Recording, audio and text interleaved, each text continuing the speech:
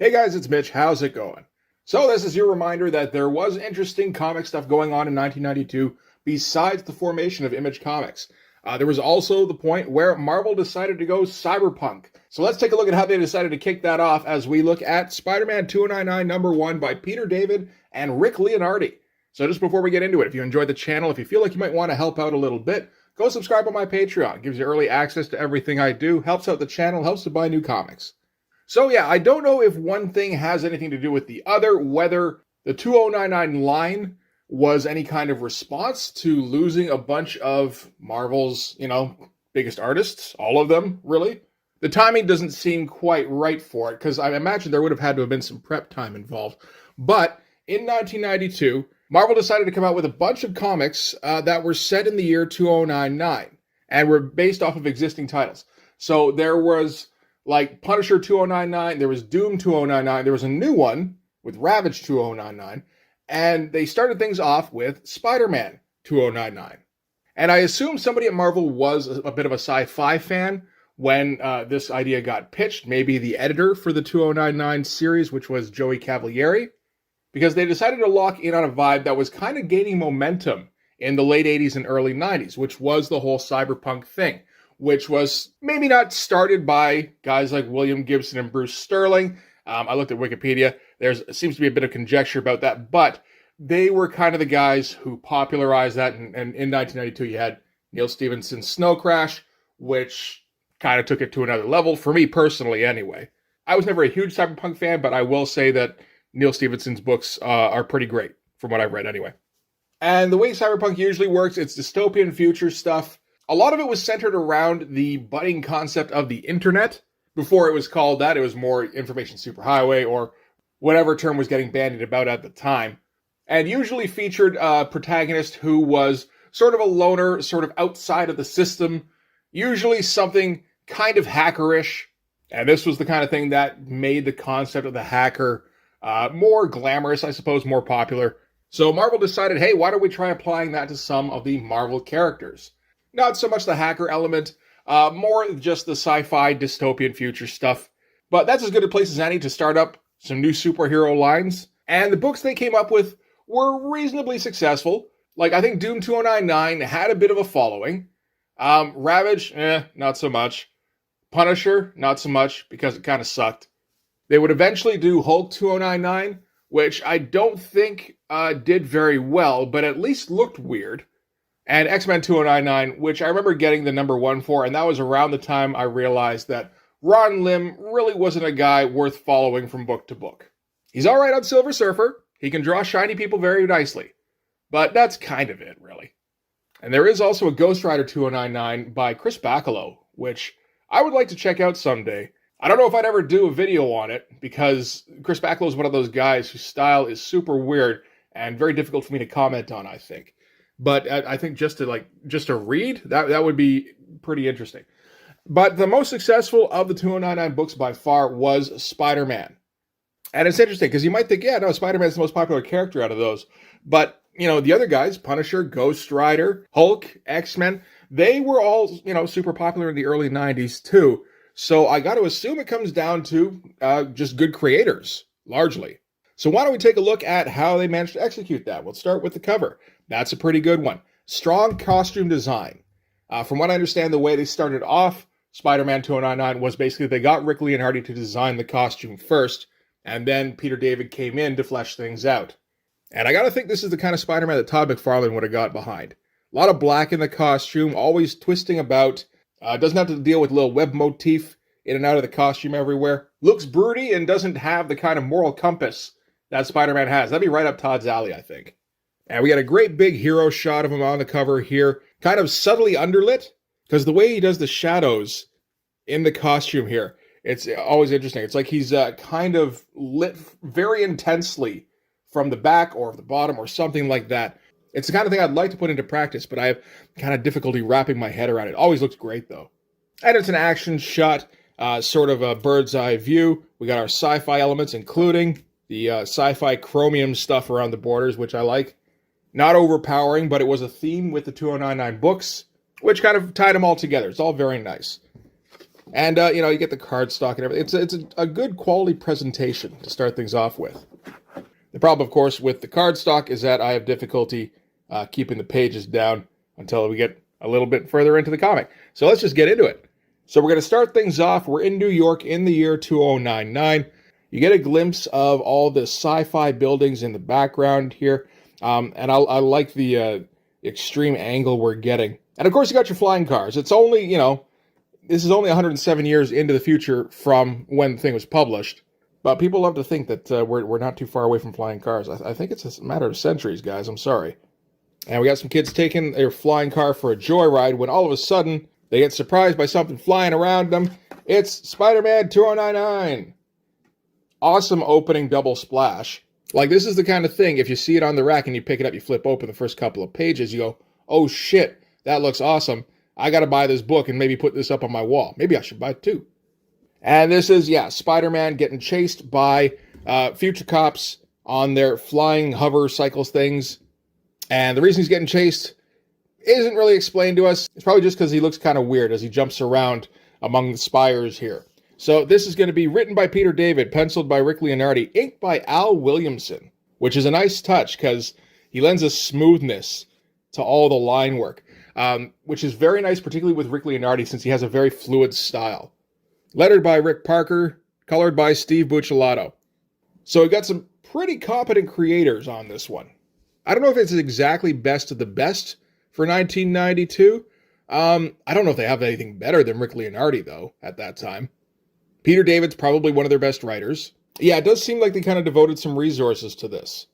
And if you're wondering what exactly the deal is with the costume, it's not going to get explained in this issue. It actually gets explained in the next one. Because our main character, who is Miguel O'Hara, half Mexican, half Irish, and at one point when he's on the run, he gets lost in a parade for the Mexican Day of the Dead, and he steals one of the Death's Head icons for that, and kind of bases his suit on that.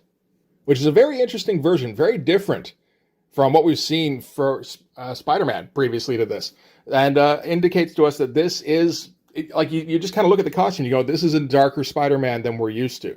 Like, he will crack jokes, and I think he's going to try and do the right thing most of the time, but yeah, he doesn't have that same moral compass that Peter Parker would. So we're starting things off, and yeah, Spider-Man is just flipping around all around the tops of the buildings here. You can see the buildings just go down forever. You're like, oh no, that's the floor. No, that's just kind of some kind of walkway, and they keep going down below them. This is the kind of future where humanity built up instead of out. And nice simplistic futuristic buildings. I've tried to do some futuristic buildings myself.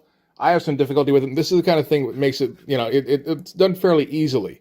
And as the future cops chase him around, they keep losing track of him just because he's moving so fast. They're not used to somebody who has this kind of agility. This is at a time that is kind of post-superhero, which we're going to get into further in the comic here. But yeah, very nice figure work. Not labored at all. Some of that might be down to Al Williamson, who's kind of a master at this point.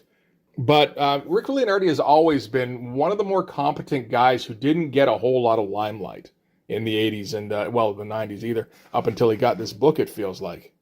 Like, there's plenty of guys who can hold their own. But Rick Leonardi, I don't know, has always struck me as a guy who's got more than enough style to carry his own book, but just Marvel didn't want to use him that way. And this is kind of what we're going to get for this opening, where these Shocks keep trying to track down Spider-Man, but he keeps eluding them and flipping away. You always see him hunched up or twisting around. There's some neat panel stuff going on with the diagonal panel here, which reflects the surface that he's stuck to.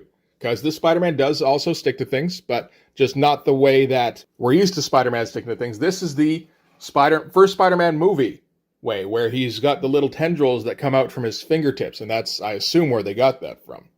And again, kind of catch him in their sights. Nice lighting with the spotlight. Try to take some shots at him, but he dodges out of the way easily, again with the lighting, where he's just like hanging on by his fingertips. And then he just kind of dives away from them. That's a cool shot there.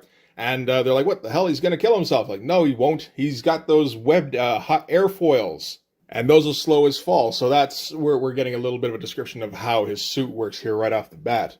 It's an interesting element, just like ragged web cape thing that's always trailing behind him. Sometimes looks cool, sometimes not so much. Like here, it just kind of looks like a whole bunch of shit stuck to his back. I believe we would eventually get to a point where he has some sort of webs. I don't think I read that far. I read to like issue 2 or 3, really, when I was young. It was tough tracking down those comics. They didn't always show up. That was the problem with the newsstand back in the 90s. If they didn't keep stock in the comic and you didn't know where comic shops were, then, you didn't buy that comic anymore. So yeah, he takes his dive. One of the cops gets up underneath him here, and he just kind of crashes into him. And while they're rolling in the air, he uses his claw fingers to kind of scrape the helmet off the cop here. So again, just a bit of a more violent Spider-Man than we're used to. And I just love all of the figure work we're getting out of him here. Rick Leonardi has that looseness that you need for a Spider-Man kind of character, really. You want a guy who can skitter. Like, he's skittering here. Twists himself up into all sorts of different poses. Bike starts to crash. Spider-Man leaps off at the last minute, pulling off the guard with him, and then runs into the mall here, where he leaves the guard. He's injured. His face is all, like, scratched up, but otherwise he's fine. And in the meantime, he's run off into the mall, where I guess you just never find people if they run into the mall in the future. So that's our opening action sequence out of the way. We didn't learn a ton, really, about Spider-Man, other than, he's got the agility, and we learned a little bit about his costume. And for some reason, the cops are after him.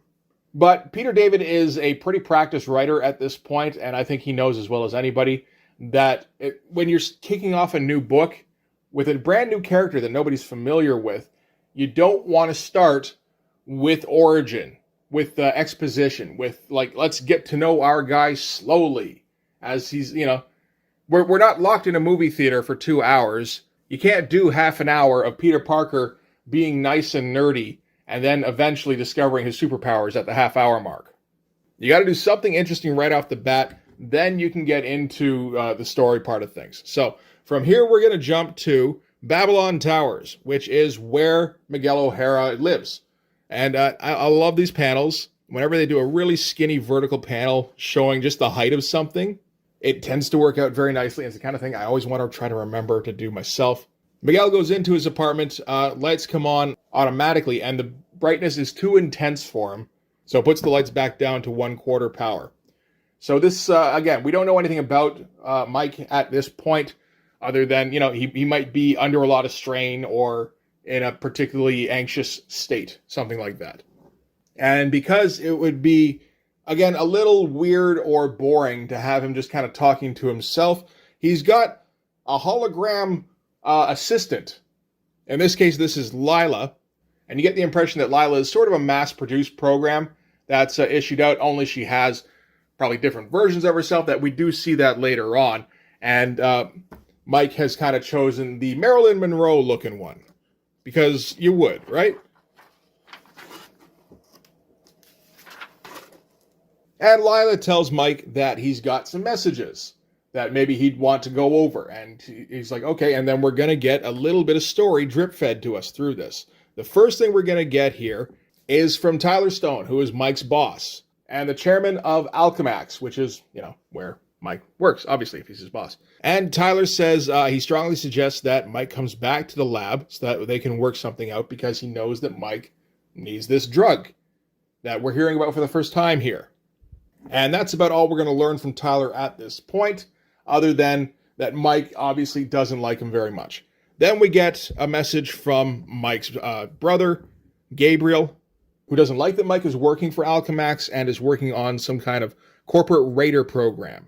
And then we move on from there to see messages from Dana, who is Mike's girlfriend, maybe fiance, I don't quite remember now, actually, who's looking very Blade Runner-y, like that particular world, other than the shiner she's sporting. Although, actually, that would fit in with Blade Runner, too, now that I think of it. And she talks about Mike being on drugs and how he was strung out recently. And, you kind of get that the two were probably linked. And Mike just kind of decides to dump the rest of his messages. He doesn't want to listen to this right now. At that point, Lila points out to Mike that he's acting strangely outside of his normal parameters. This isn't his usual routine or anywhere close to it. He's obviously very agitated. He's all of his internal readings are elevated, like his pulse, his heartbeat. And he's not doing his usual activities. She points out that he hasn't journaled in 5 days. So he goes, that's a good idea. Let's go into an origin. All this stuff here is just like competent, but it's nicely done in that you have to kind of find new angles to spin around to keep things kind of fresh. So we're going to get kind of a worm's eye view, kind of a bird's eye view. We're going to get everybody from different angles, from different perspectives, but still always centered on Mike in the chair here and listening to the yellow hologram program that's talking to him. So that kind of keeps us centered. So let's get into some origin stuff. Oh, and it's worth noting that the character of Miguel is actually named after Peter David's buddy, Miguel Ferrer, who was an actor, was around for a long time, just passed away a few years back. But, you know, pretty good actor. I didn't see him in a ton of stuff, although, of course, I did see him in RoboCop, where he was very good. Just, you know, not Kurtwood Smith good in that movie, but then again, nobody was. But kind of an interesting element making your Spider-Man character Mexican. I feel like if that happened today, that would cause a big old fuss. I don't remember anybody giving a shit in 1992. So anyway, we're in the Alchemax labs, and Miguel is heading up whatever the Corporate Raider project is. And we kind of get a description of what it is because he's got this immediate supervisor that he doesn't respect at all and has no problem with talking down to. Miguel is a bit of a prick in this comic, which is fine. You know, he's in a position where he can talk shit to his immediate supervisor, so he does at every conceivable opportunity. He's got his cheesecake assistant at home. Like, he's not necessarily the most empathetic protagonist, but, you know, it wouldn't hurt to see him get taken down a peg. So what the Corporate Raider program is basically is trying to come up with augmented humans. And they're using templates from what they call the heroic age. So in the year 2099, there are no superheroes anymore. There was some sort of cataclysm whenever ago that kind of wiped them all out. And we've just got regular humans now. So we're not starting 100% fresh for superheroes because, I mean, you know, there are these characters that they refer back to. In this instance, there is Spider-Man. He did exist in this world. But that would work as well if you were just writing a piece of speculative fiction and you happen to have access to the rights of Spider-Man and your dude running your lab liked to read Spider-Man comics when he was a kid. That kind of thing.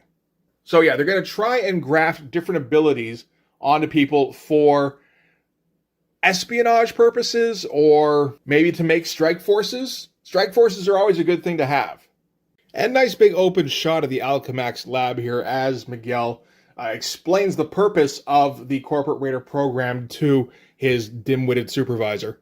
And the reason Miguel is using Spider-Man as sort of a source of inspiration for this particular project is that he figures those particular abilities that Spider-Man has would work well for Corporate Raiders. So in this case, I would think espionage. But, you know, faster than normal for a human, more agile, stronger, and, you know, with that built-in danger sense, right? Kind of perfect for like a Tom Cruise Mission Impossible kind of character. And Miguel here gets approached by Tyler Stone, who's, of course, the head of the company. And Miguel talks shit to him, too. So we get the impression that Miguel doesn't like the fact that he's working for Alchemax, doesn't like any of the people he's working with, just likes the fact that he has unlimited resources while he's working for them. Again, another reason not to really care too much about what happens to Miguel right off the bat.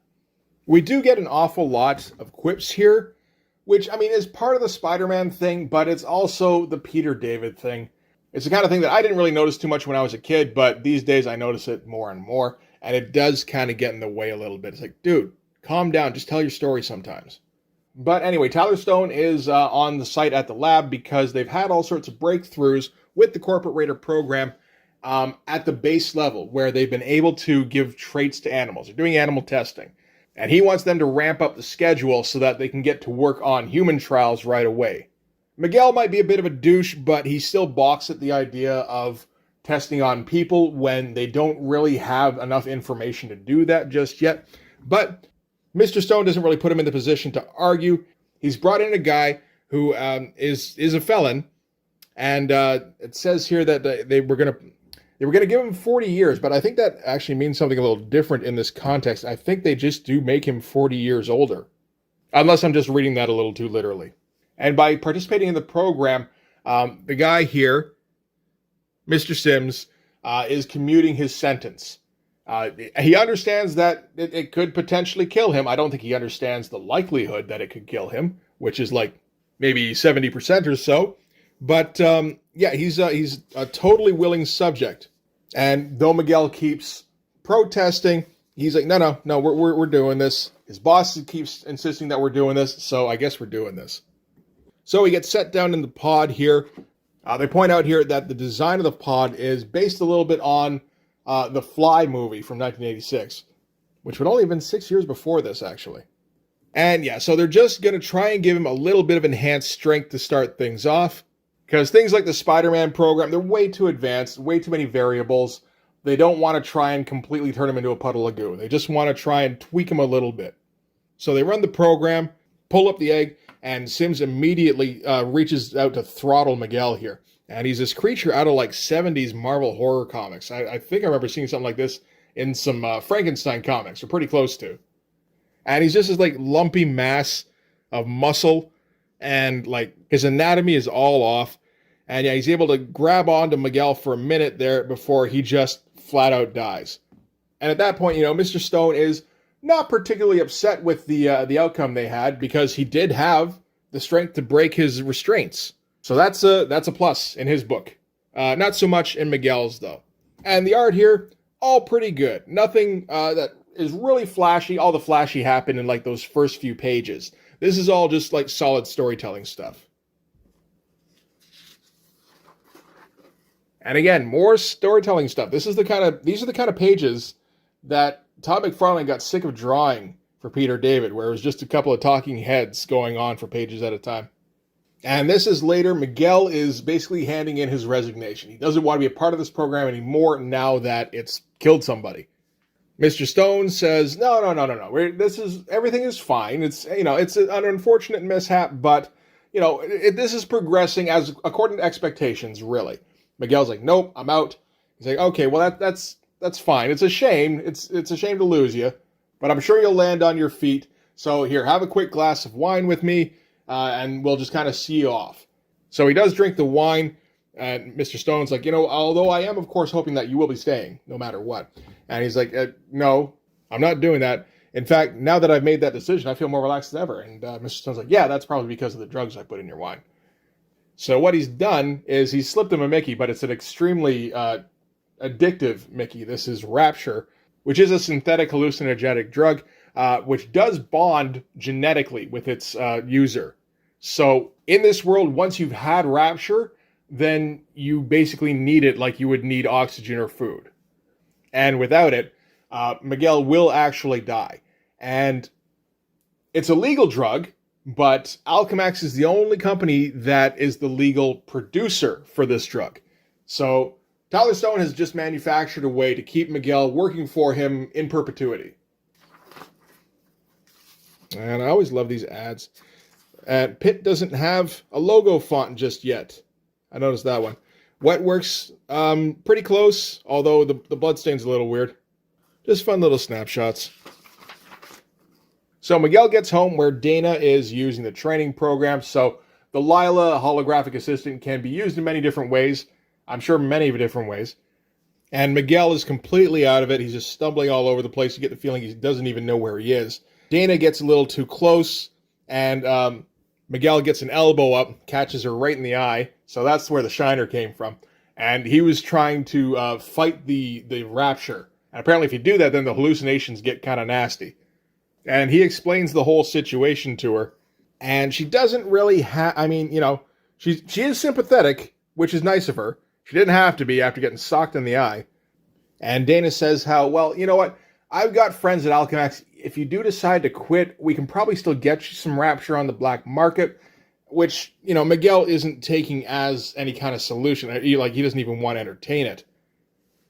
But they don't really have much of a choice at this point, unless he comes up with something else. So what Miguel is going to do is he's going to sneak back into the Alchemax building after hours. And obviously he's got all the access he needs, so he goes down to his lab. And one of the programs he's got is a baseline Miguel O'Hara program. And he's been using that to imprint on apes. But what he's hoping now is he can use it to actually imprint on himself and kind of reset his genetic code to what it was before he got addicted to Rapture. You know what? I like this this basic 4-color lighting stuff going on. Like, it's not flashy or anything, but you can get some nice dramatic effects. And anyway, so while he locks himself into the pod, his dumbass supervisor shows up. And of course, he absolutely hates Miguel because Miguel is smarter than him. This guy here is a yes man and a bully, and he's really just a middle manager, whereas Miguel is, you know, like the actual talent that the program needs to keep going.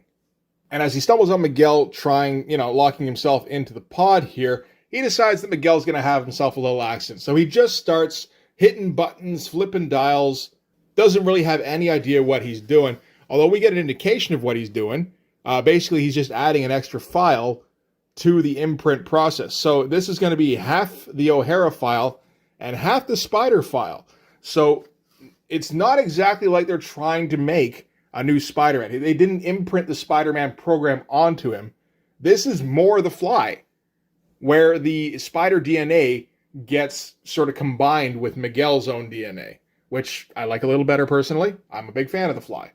And he just keeps hitting buttons, which eventually leads to the pod exploding. And Aaron here doesn't really have any real kind of problem with that, except when he does look up, he sees that while the pod is gone, Miguel is still here and actually doesn't even appear to be injured. Nice kind of clearing of the smoke panel here. Left lots of room for Peter David to kind of, you know, throw in some thought balloons or whatever, but it still works on its own as its own image. So he comes downstairs, you know, realizes that obviously the guy's not hurt, but he doesn't know that the supervisor here was the one responsible for whatever just happened. So he's going to do his usual supervisor thing and be an asshole. He kind of accuses Miguel of sabotaging the equipment, and then, you know, grabs him by the shoulder to turn him around, and then everything gets all horror movie looking. I don't know specifically why he's got, like, the fangs and the white eyes, other than just it makes a cool image, but I'm okay with it. So yeah, that's going to be our ending for Spider-Man 2099 number 1. I do like the idea of the ending splash. I've used it a couple of times myself now, actually. But yeah, so from there we get a little bit of a word from Joey Cavalieri, who is the editor for the 2099 line. And we get a little bit of a peek at what's coming next with the black and white art for the Ravage number 1 cover, as well as a pretty nice looking splash here from Rick Leonardi from Spider-Man number 2. Makes me think maybe I should get Spider-Man number 2 at some point. But yeah, that's going to do it for... Marvel Masterpieces. Man, these were ugly. They were very interesting at the time. Because, you know, like, man, painted superheroes. Who'd have thought? It's so weird. They look so lifelike. Or they would, if Joe Jusko was good at that kind of thing. It's probably a good thing Joe Jusko got in when he did for, like, painted cards, so he could make some real money before Alex Ross took over everything. But yeah, that's going to do it for Spider-Man 299 number 1. So yeah, I like that comic a lot. Like, in retrospect, you could see why they did all of the cool jumping around stuff at the beginning of the issue that didn't have anything to do with anything, because, like, the actual story didn't really have any room for cool action. It was interesting, like, I like it. And it gave us some interesting baseline for some characters to work with. But, you know, like, it's way too slow build to stand on its own. You need that intro action sequence.